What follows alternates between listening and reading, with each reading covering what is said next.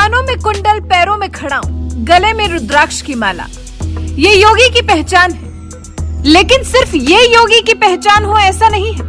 योगी वो है जो सिर्फ हिंदुत्व की बात ही नहीं करते बल्कि उसको जीते भी हैं। उनकी कट्टर हिंदुत्ववादी और राष्ट्रवादी विचारधारा वाली छवि से विरोधी थर-थर कांपते हैं। योगी की नजर में स्वार्थ से बड़ा देश है। वो भले ही किसी की नजर में विवादित नेता हो, लेकिन योगी वो है जो किसी को भी राष्ट्र विरोधी गतिविधि करते देख लेते हैं तो फिर उसे छोड़ते नहीं हैं। जब भी बोलते हैं विरोधियों के होश उड़ा देते हैं। वो अपने भाषणों से देश प्रेम की बात कर विरोधियों के पसीने छुटा देते हैं। योगी आदित्यनाथ आक्रामक है, लेकिन क्या हमेशा से ही योगी आदित्यनाथ ऐसे थे? नहीं, योगी हमेशा से ऐसे नहीं थे। वो 50 साल के हो गए हैं, लेकिन 20 साल के जब थे तब तो उन्होंने सांसद बनने के बारे में या फिर सूबे की 2-2 बार कमान संभालने के बारे में सोचा भी नहीं था। ऐसा कुछ भी उनके दिमाग में नहीं था।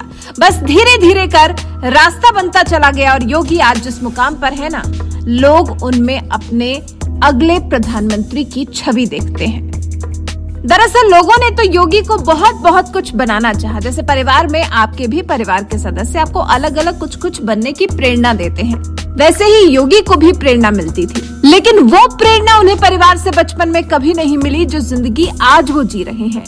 जो योगी आज हैं, ऐसा बनने की उन्होंने कभी भी नहीं सोची थी।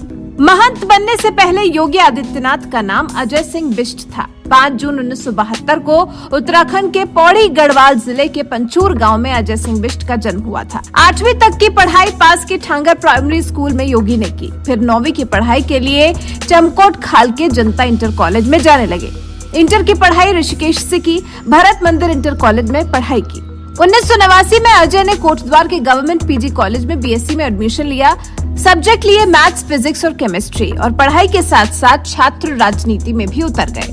और यहीं से कहानी शुरू होती है योगी के वामपंथी हो जाने की। हालांकि वो वामपंथी बने नहीं, लेकिन कोशिश जरूर की गई। योगी गाथा नाम की किताब में शांतनु गुप्ता लिखते हैं, अजय बिष्ट की बहन कौशल्या के पति और उनके भाई कोटद्वार में वामपंथी संगठन से जुड़े हुए थे।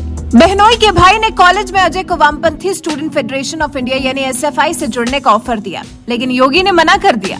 सोचिए, अगर योगी ने उस वक्त एसएफआई ज्वाइन कर लिया होता तो आज वो हिंदुत्ववादी छवि वाले नेता नहीं बल्कि एक वामपंथी होते। लेकिन योगी ने अपने लिए दूसरा रास्ता चुना। कॉलेज में ही उन्होंने एबीवीपी ज्वाइन कर लिया था। इसमें प्रमोद रावत उर्फ टुन्ना का अहम योगदान रहा।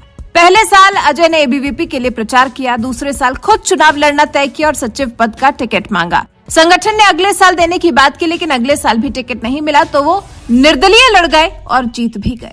वहीं इस सबसे अलग योगी की मां ने कभी अपने बेटे को राजनीति में ले जाने के बारे में सोचा ही नहीं था।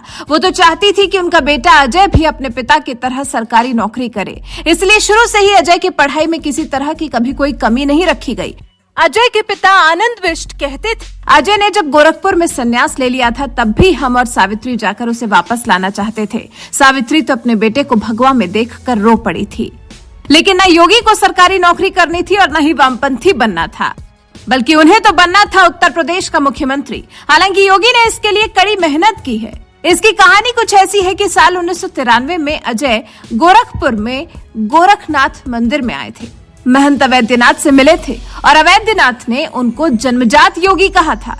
फिर मई महीने में अजय महंत अवैधनाथ से फिर मिले। 1 हफ्ते तक गोरखपुर में रहे थे। जब लौट रहे थे तब महंत ने कहा था कि पूर्णकालिक शिष्य के रूप में गोरखधाम मंदिर में शामिल हो जाइए। जुलाई 1993 में महंत बीमार हो गए तो उन्होंने अजय पर दबाव बनाया। महंत अवैधनाथ ने कहा था, मेरी तबीयत ठीक नहीं रहती, मुझे एक योग्य शिष्य चाहिए जिसे मैं अपना उत्तराधिकारी घोषित करूं। अगर ऐसा नहीं कर पाया तो हिंदू समुदाय मुझे गलत समझेगा। नवंबर 1993 को अजय ने बिना किसी को बताए घर छोड़ दिया और गोरखपुर चले आए। 15 फरवरी 1994 को बसंत पंचमी के मौके पर महंत अवैधनाथ ने अजय सिंह बिष्ट को नाथ पंथ की दीक्षा दी और गोरखनाथ मठ का उत्तराधिकारी घोषित कर दिया। 12 सितंबर 2014 को महंत अवैधनाथ की मृत्यु के बाद एक पारंपरिक औपचारिक समारोह के बाद योगी आदित्यनाथ को गोरखनाथ मंदिर का पीठाधीश यानी कि मुख्य पुजारी घोषित कर दिया गया।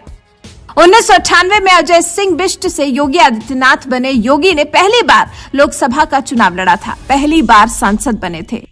1999 में फिर चुनाव हुआ तो फिर विजयी हुए। 2002 में योगी आदित्यनाथ ने हिंदू युवा वाहिनी संगठन बनाया, हिंदू रक्षा के नाम पर इस संगठन का विस्तार किया। साल 2004 में तीसरी बार, 2009 में चौथी बार और साल 2014 में पांचवी बार गोरखपुर सीट से सांसद चुने गए थे योगी। 2017 में बीजेपी को पूर्ण बहुमत मिला तो पार्टी ने योगी आदित्यनाथ के चेहरे को चुना और सीएम बना दिया। योगी ने लोकसभा से इस्तीफा दे दिया और विधान परिषद की सदस्यता ले ली। फिर साल 2022 में योगी आदित्यनाथ के नेतृत्व में यूपी में फिर कमल खिला और यूपी की सत्ता शीर्ष पर योगी फिर विराजमान हो गए।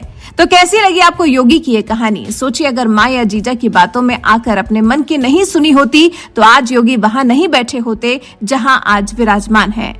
आप योगी की इस कहानी से क्या सीख लेते हैं? आपके मन में योगी की छवि कैसी है? कमेंट कर हमें जरूर बताइएगा। इंडिया प्लस न्यूज, सिर्फ वही जो सही।